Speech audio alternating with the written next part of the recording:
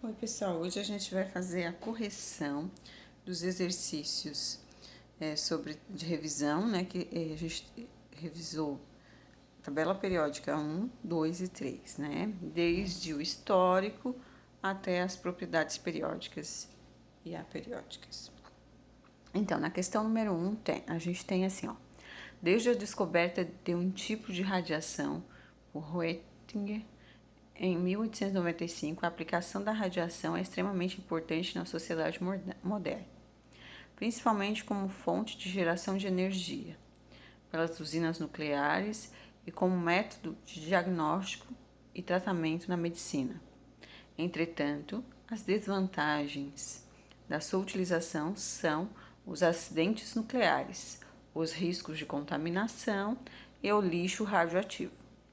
De fato, no ano de 1986, em Chernobyl, ocorreu a explosão da usina, liberando cerca de 400 vezes mais contaminação que a bomba atômica de Hiroshima e matando mais de 4.000 pessoas. Chernobyl trabalhava com um átomo de césio.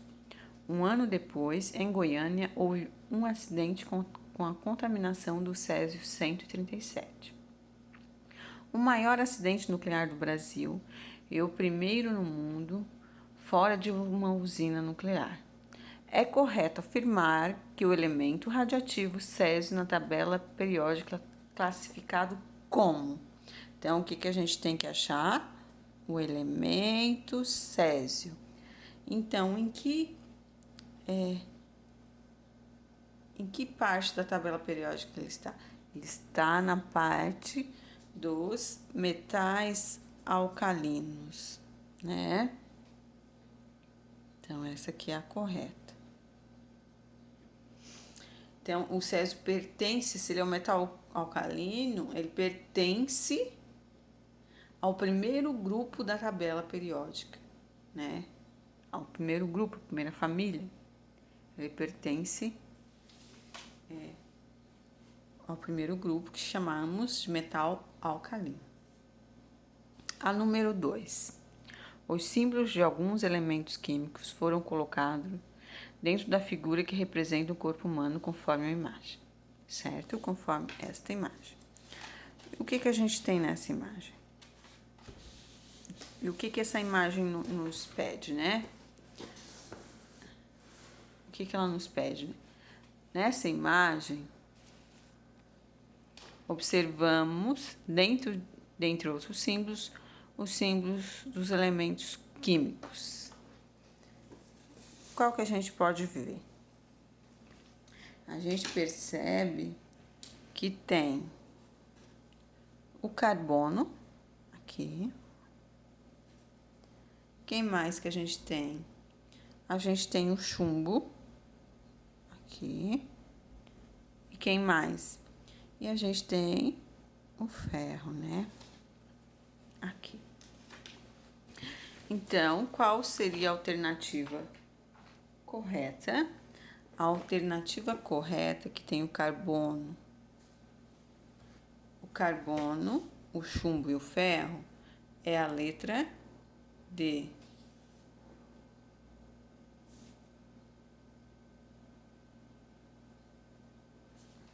Certo? Número 3.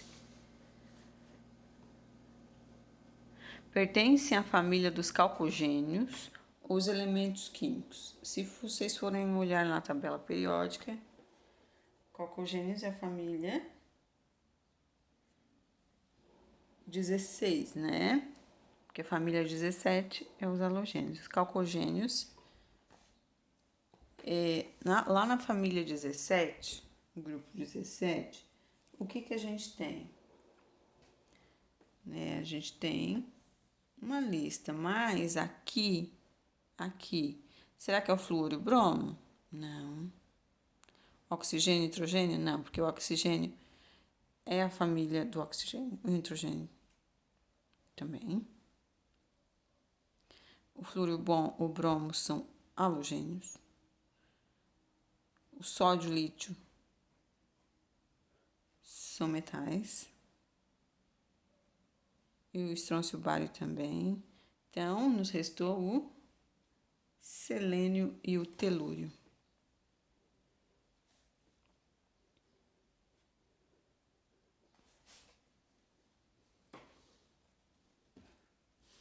Número 4.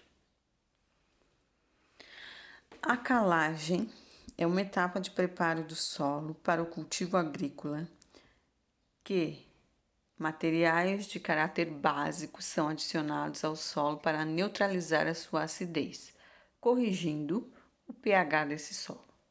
Os principais sais adicionados ao solo na calagem são calcário e a cal virgem.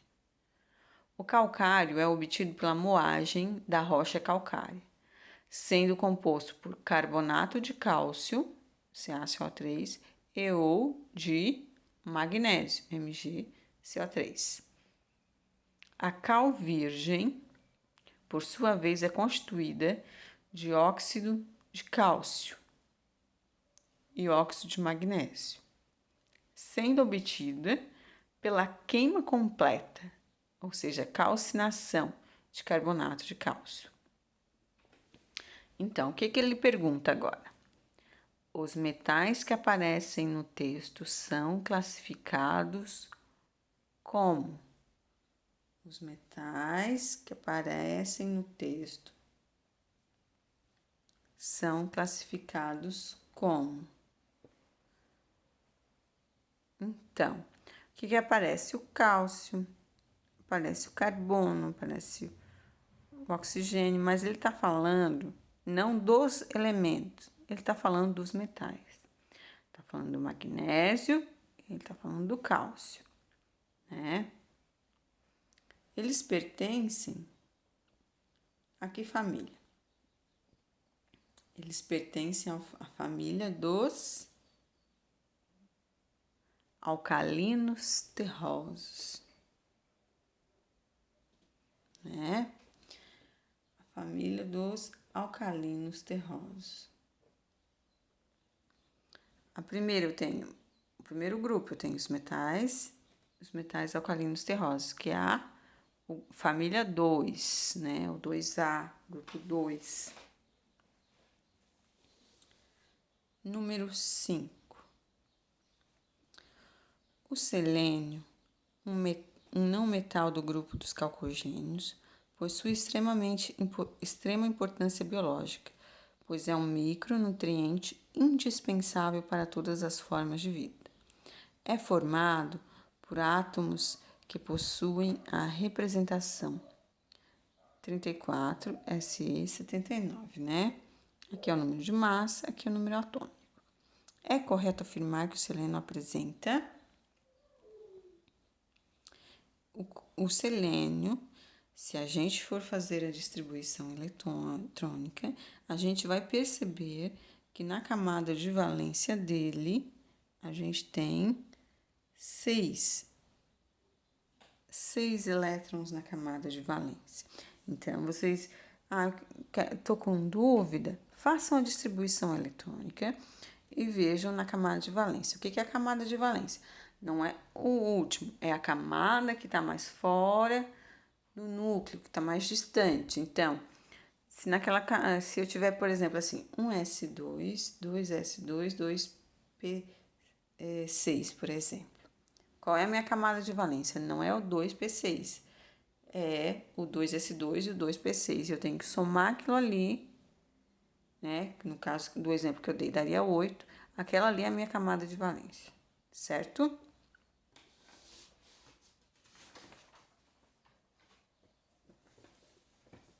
Número 6. No processo de evolução da tabela periódica, os modelos de Mendeleev e Moseley foram as formulações mais bem-sucedidas para demonstrar a periodicidade das propriedades dos elementos químicos. Nesse contexto, a diferença básica entre os modelos de Mendeleev e Moseley residem, respectivamente, na forma de organização dos seguintes parâmetros atômicos. Massa atômica e elétrons? Não, né? Massa atômica e nêutrons? Também não. A gente tem que partir dos princípios, né? Mendeleev utilizou a massa atômica na classificação. A gente sabe que massa atômica então nem a letra C e a letra D não entram. A gente está com 3 alternativas. Mas a gente sabe que Moseley, ele usou o número de prótons. Então, a letra E é que contempla, né? Massa atômica e número de prótons.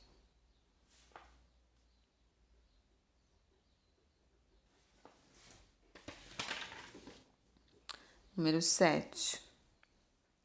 A tabela de Mendeleev, ao ser apresentada à Sociedade Russa de Química, tinha espaço em branco, reservados para elementos ainda não descobertos. A tabela foi assim organizada a partir da crença de que Mendeleev, na existência das relações periódicas entre as propriedades físico-químicas dos elementos, ao analisar a tabela de Mendeleev, Berlikov, um jovem químico, criticou, né, a tabela, fazendo a seguinte pergunta: pode na natureza ter espaços em brancos? Do ponto de vista do método científico, a pergunta reflete a ausência do quê? Então, o que acontece, né? Para a gente para ele, Mendeleev fazer todos esses experimentos, ele fez um método experimental, né? E o que é isso? A gente diz que é uma experiência, né? Uma fase de testes em que o cientista busca a comprovação ou não dos fenômenos ou os fatos em estudo, né? Ele estava estudando a tabela, então esses eram os fatos de estudo dele. Mendeleev previu as propriedades dos elementos que ainda não havia sido descoberto. O que faltou, né? Faltou para Berlikov a observação experimental. Então ele percebeu que esses espaços em branco poderiam ser completados pela observação experimental. Número 8. Qual é a principal característica dos elementos representativos pertencente a uma mesma família da tabela periódica? O que ela é? Vamos escrever, né? A semelhança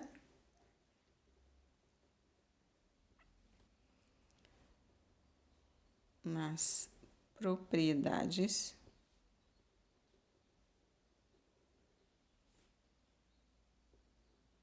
químicas dos elementos.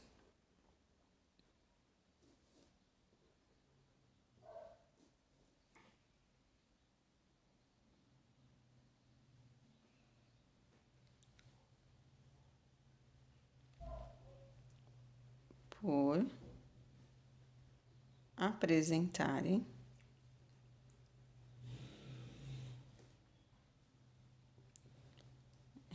uma mesma família, o mesmo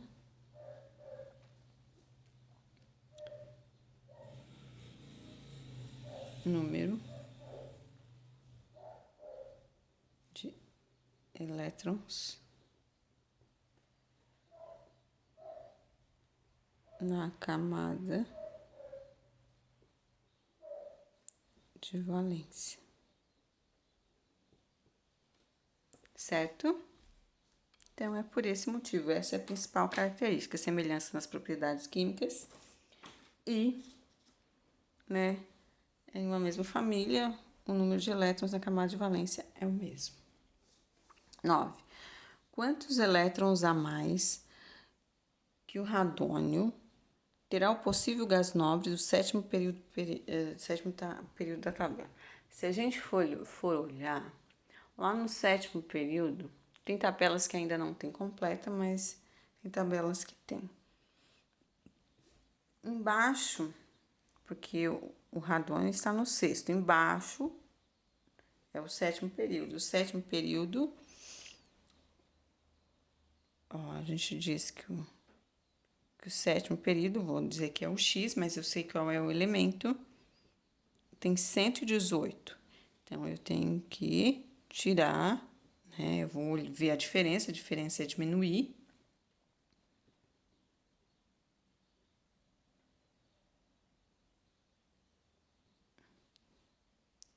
Então, ó, 118 menos 86, eu vou ter 32.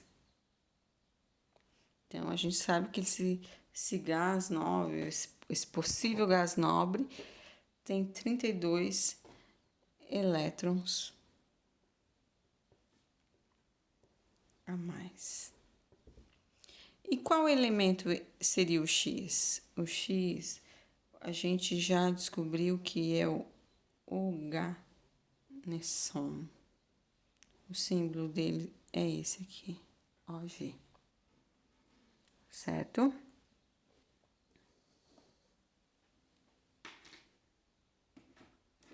Dez, né? Qual destes elementos químicos tem a afinidade eletrônica mais negativa? O selênio, o cloro ou o bromo? Justifique a resposta. Então, desses, se a gente olhar na tabela e fazer a regrinha lá das flechinhas, a gente vai perceber que é o cloro, né? Porque o cloro, ele está no terceiro período da tabela periódica e o bromo e o selênio, eles estão no quarto período. Mas tanto o cloro como o bromo, ele adquire configuração de gás nobre quando ele ganha um elétron. No entanto, né, quando esse elétron é adicionado ao cloro, ele é mais fortemente atraído pelo núcleo do que quando adicionado ao bromo. Então, vamos responder. Vou colocar aqui o elemento cloro. Então, o cloro, ele está no terceiro período.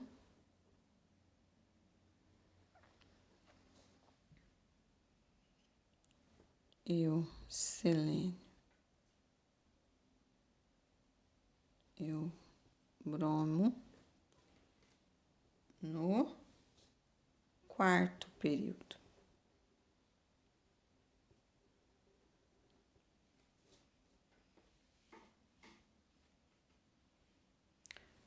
Tanto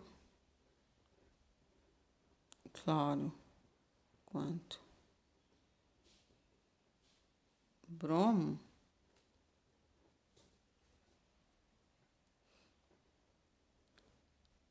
adquirem, né,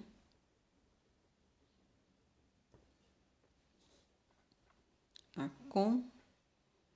configuração de gás nobre.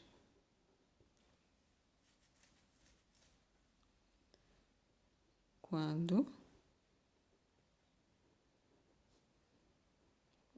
ganham um elétron. Mas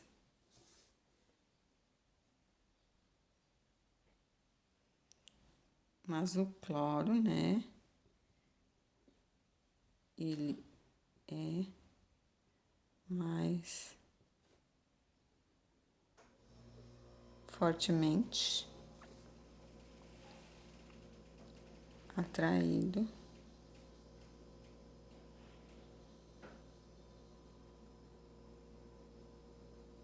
pelo núcleo. Por isso que ele é o mais, tem mais afinidade eletrônica. Certo? Qualquer dúvida, só perguntar.